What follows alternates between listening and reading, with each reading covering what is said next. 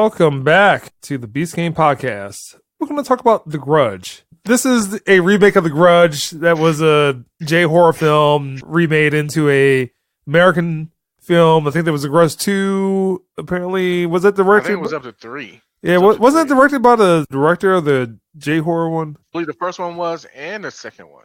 All right, so this one is directed by Nicholas Pesce, written and directed it. It stars Tara Westwood, Junko Bailey, and David Lawrence Brown, and the synopsis is: a house is cursed by a vengeful ghost that dooms those who enter it with a violent death. So we have the person that, if you cross him in traffic, he has Freddy Krueger on speed dial. What? I mean, I kind of do have them. But anyway, continue. What did you think of The Grudge? You and I have talked about movies in January, in February, right? You and I have talked about yes, it is the dumping ground for bad movies. So how they all shitters. And the first thing come to my mind is the motherfucking Bye-Bye Man. This thing is so bad. The Bye-Bye Man came out, I think, January of 2017? Yes, or 18. One or two, but basically it was in January. Yeah, because you were really hyped about that movie. Yeah, really I was, and it was utter trash. Just like this one. I wasn't hyped about this one, but I'm a fan of the Grudge series, especially the Japanese version. I haven't seen all of them, and I believe in the American remake, they got to 3. The American remake, because it was in a time frame when this came out, the American version was when the J-horror boom hit the United States. Yeah, so they had The Ring, Grudge, they had Dark Water. They had One Missed Call. They had all these J-horror movies that were remade for American audiences, which didn't do too well except for The Ring and The Grudge. Yeah, so The Grudge, again, is a J-horror film. It's called Ju-on The Grudge, and it was written and directed by Takashi Shimizu. Break it down to you. It starts off with a woman leaving the cursed house in Japan. She's like, I just want to head home. There's something about this house. I just want to head home. I don't know why she was there. We don't know why she was there. We just know she left the house, and she was outside the house, and some spooky shit started happening then. Now, mind you, this movie does something that you despise, but it has a whole shit ton of flashbacks. So the story is all over the damn place. 2004, and then it goes to 2006, and it keeps jumping back to 2004. American Grudge came out somewhere around that time. So is it connected to that? Or is it connected to that same house or something? Trying to connect it to that, but it doesn't mention anything of the previous movies. I think they did that to try to connect it just by giving it a date, which is fine. I don't mind it being in 2004, but pick a damn date, man. They kept going back between 2004 and 2006. They couldn't just tell the narrative in a straightforward fashion. It was just jump here, jump here, jump here, jump here, jump here. So the story was hard to follow. The movie was really, really, really, really, really, really unbelievably dark. Visually or dark as in evil stuff?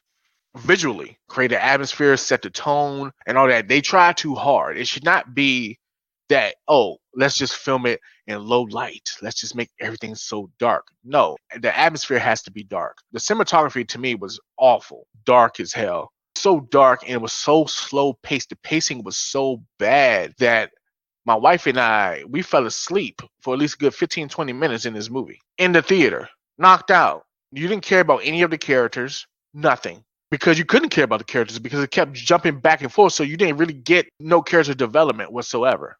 Like, one of the things that attracted me to this version of The Grudge was that it had Lin Shaye in it. And for people that don't know who Lin Shaye is, Lin Shaye, the woman that is in the Insidious movies, The Medium.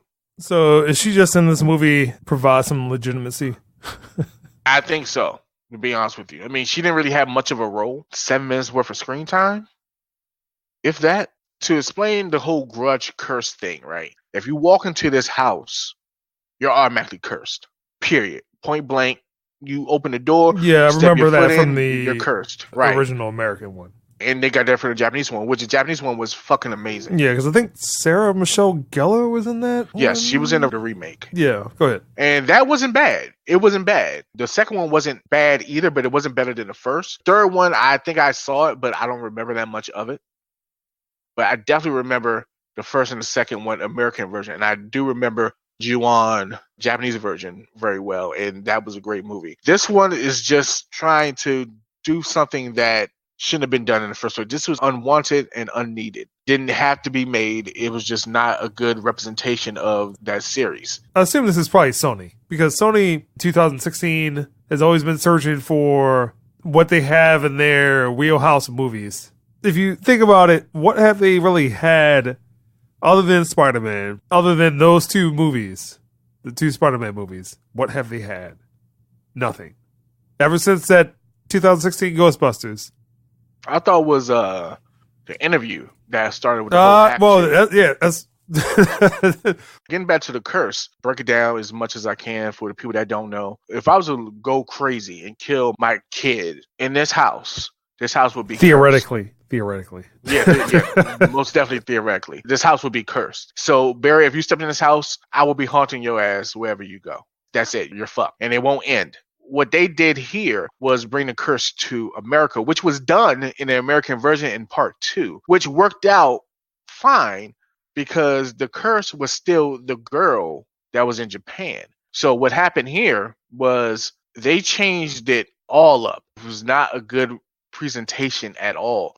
The woman that came back from Japan that went home, that walked out the house, which I mentioned earlier, she walked out the house. Some creepy shit was happening. She was cursed. She went home. She brought the curse home. A couple days later, she ended up killing her family. Now, they are the ones that are going around cursing people or whoever walks in that house. They're the ones that are haunting people that walk in that house. To me, that just kind of just took me out of it. You know, I'm expecting a Japanese woman to show with the little boy doing the cat sounds and stuff like that. So it wasn't none of that. It was just the little girl, the mother, and her husband. Husband creeping people out, little girl just walking around, and the mom is the one, I guess, actually doing the killing or whatever.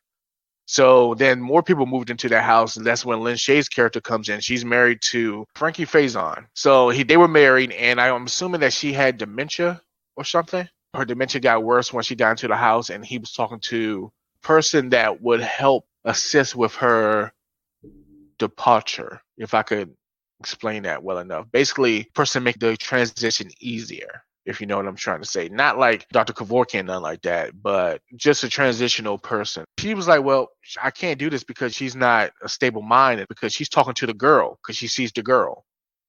So the woman that walked into the house now, she is cursed. It kept going back and forth because the cop that was, she's new to the whole area and whatnot. She investigated that house. She found Lynn Shay eating her damn hand, and the Faison guy, he was already dead in the chair. Like I said, they kept going back. So you saw how they died. So they kept going back between 2004 and 2006. And then John Cho, he was the real estate agent who was selling people in the house, and he was going into the house to get the closing papers signed. He ended up being cursed. He ended up killing his pregnant wife. Usually with horror movies, or usually with any type of movie, there's something redeemable.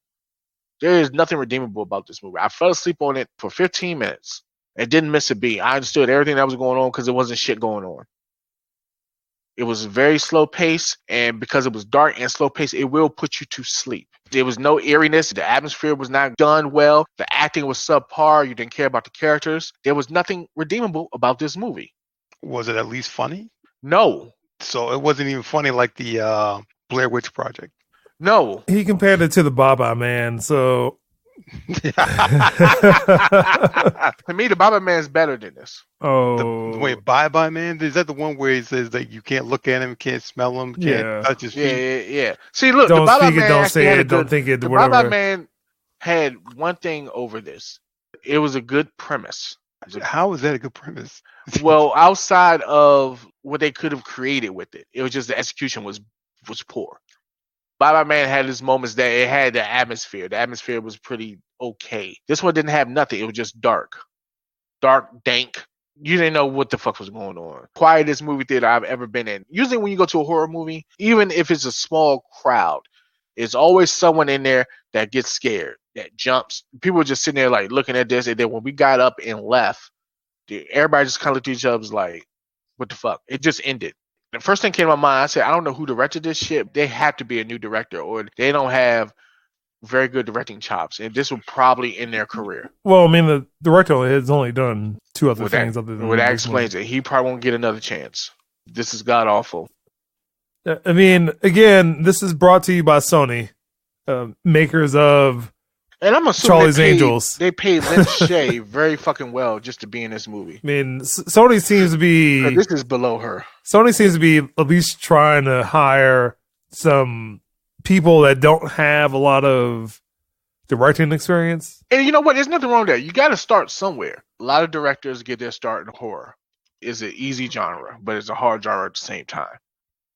If you know what I mean, because it's hard to scare people. People are so desensitized that nothing scares you. I think it's an easy, fun genre because you could just basically kind of do what you want to do, but it just has to be good. And this was not good at all. At all. All right. Like, I'll give you a prime example of a director that hasn't really done much, but movies that he's done recently are pretty decent. The guy that directed Hereditary, Ari Aster, right? He's done some things. I remember he did this short film. It's on YouTube called Strange Things About the Johnson. And that movie is fucked up. Did Midsummer, which I heard was pretty good. I didn't see it yet. The end of that movie is extremely, extremely weird. That's all I can say about that. Well, Hereditary, the end of that movie is extremely, extremely weird. Too. No, James. The end of Midsummer is weird. Okay, well, I need to check it out. But I only watched the end because I was like, I don't want to sit here through this. And then, like, whatever I saw was the most strangest thing I've ever seen in my life. Well, from what I heard, it's kind of like Wicker Man a little bit. I mean, he's on the right path. This motherfucker here, I don't know what he's going to do. So I just want to give you my score, man. I think you kind of gather where I'm going to give this. So whenever you're ready for the score, Barry. Are you going to Donut Land, James? Oh, it's there. By itself, population 1. Because this movie is getting a fucking 0. I wanted this to be good, too.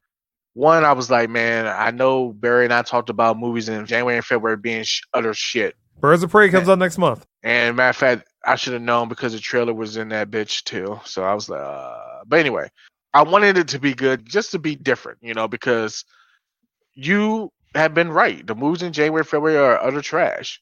The bottom of the barrel. Last year was Glass. The year before that, bye-bye, man. Oh, my God, Glass. Jeez. So this movie gets a huge 0. I will not see this again. I would not wish this upon my worst enemy. The American one was good? The American one was pretty decent. Yeah. It was good. What part scared you in the American one? Well, nothing scared me in the American one, but it was a good movie. Why do you even ask questions like that? You know my answer. One day you'll tell me the truth. You know what? I will tell you the truth, and I've been telling you the truth. If it scares me, I will tell you. But no, that didn't scare me, but it was a good movie. I think we're overusing the zeros. A lot of movies deserve it. There's got to be something in the movie. There's nothing. A positive thing. Keith, what about Star Wars, Joe? We're done talking.